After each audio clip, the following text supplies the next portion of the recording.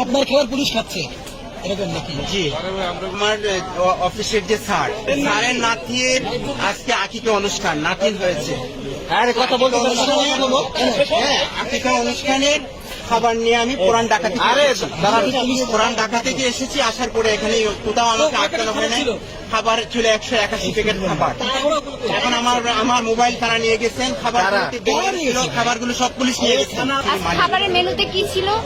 খাবারের মেনুতে ছিল মানে খাসি বিরিয়ানি। আকিকা অনুষ্ঠান উপলক্ষে গরিব দুঃখীদের মাঝে সে খাবার বিতরণ হবে।